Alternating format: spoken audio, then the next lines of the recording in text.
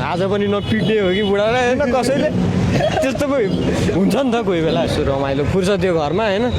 के गर्नु त काम छैन होइन काम छैन बेरोजगार भयो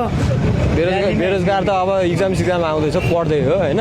अब फ्री टाइममा बसिरहेको थिएँ यसो रमाइलो होस् माहौल होस् सोसल्ली होइन इङ्गेज हुन पाइयोस् भनेर आएको हो क्या मेन कुरा चाहिँ बुझ्नु न भनेपछि तपाईँ सोसल्ली इङ्गेजमेन्ट हुनको लागि यहाँ हो घर बस्दा बस्दा मान्छे डिप्रेसनमा जाला जस्तो भइसक्यो होइन 4वटा कोठा हेऱ्यो कोठाले बोलाए जस्तो लाग्छ कोही बेला होइन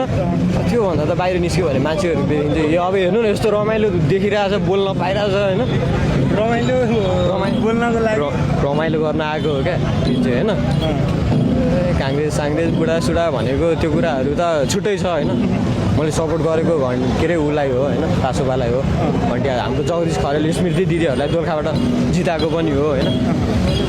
यस्तै रमाइलो माहौल हेर्नु अनि अब आज पनि नपिट्ने हो कि बुढालाई होइन कसैले त्यस्तो पो हुन्छ नि त कोही बेला होइन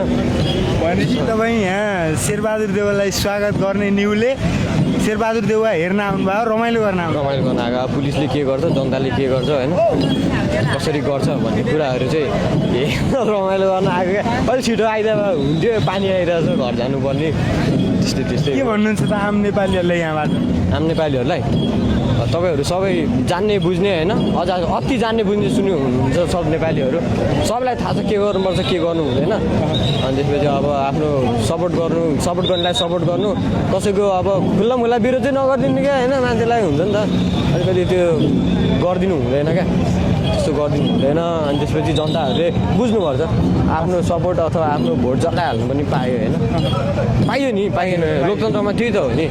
त्यसपछि झोले सोले यताउति भन्ने काम चाहिँ कसैले नगर्दै हुन्थ्यो किनभने उसले पनि आफ्नो विचारले सपोर्ट गरेको हो नि त सपोर्ट गरेको कुराहरूलाई मानिदिनुपर्छ अनि त्यही हो अब आफ्नो पार्टीलाई सपोर्ट गर्नु म चाहिँ रमाइलो हेर्न आएको मेन कुरा भन्नुपर्दाखेरि धन्यवाद